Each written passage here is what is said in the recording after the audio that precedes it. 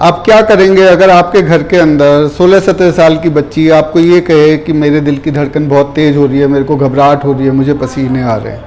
आप क्या कहेंगे अगर आपके घर का डॉक्टर आपको ये बताए कि आपके बेटी के दिल की धड़कन 250 से भी ज़्यादा है? ये एक ऐसा सिनेरियो है जिसके बारे में मैं आपसे आज बात करना चाहता हूँ। हमारे यहाँ ओपीडी के अंदर एक 17 साल की लड़की आज इसी चीज़ के साथ में आई। हमने जब उसको अपने यहाँ चेक किया तो उसकी धड़कन 250 नहीं निकली, उसकी धड़कन सिर्फ 100 थी और उसका बीपी 110/70 था। मैं ये नहीं कह रहा कि जिस समय चेक हुआ उस समय धड़कन 250 नहीं रही होगी, उस समय धड़कन 250 हो सकती है, और ऐसी सिचुएशन कई तरह की हार्ट की एबनॉर्मलिटीज़ में होती है। लेकिन जब उस बच्ची से डिटेल में पूछा गया तो पता चला कि वो अपने भविष्य को लेकर के चिंतित थी, इस वजह से उसको घबराहट महसूस होती थी, रोने लगती थी, नींद कम आ रही थी, भूख उसकी खराब हो जाती थी।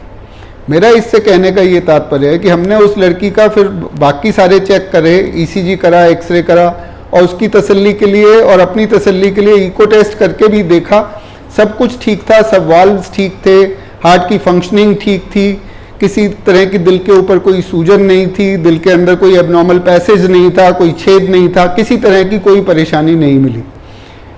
मैं इसमें ये कहना चाहता हूँ, कई बार बच्चे अपने भविष्य के बारे में इस तरीके से चिंतित हो जाते हैं कि वो उनकी परफॉर्मेंस को ख़राब कर देता है।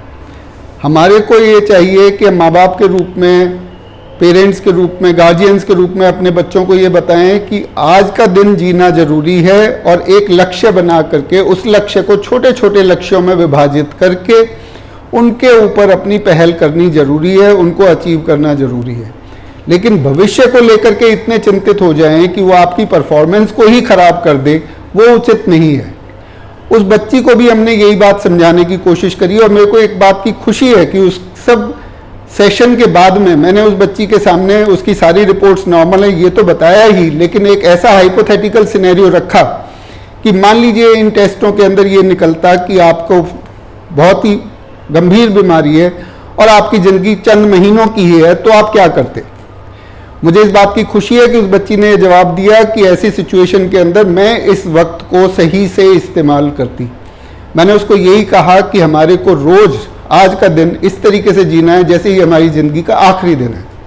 24 घंटे के इस पूरे दिन के अंदर अधिकतर लोग 6 से 8 घंटे सोने में बिता देते हैं, 6 से 8 घंटे फालतू चीज़ों में बिता देते हैं, कुछ टीवी देखने में वेस्ट कर देते हैं। रिलैक्सेशन के लिए कुछ ऐसी चीज़ें हैं जो कि पॉजिटिव है, की जा सकती हैं, जैसे मेडिटेशन है।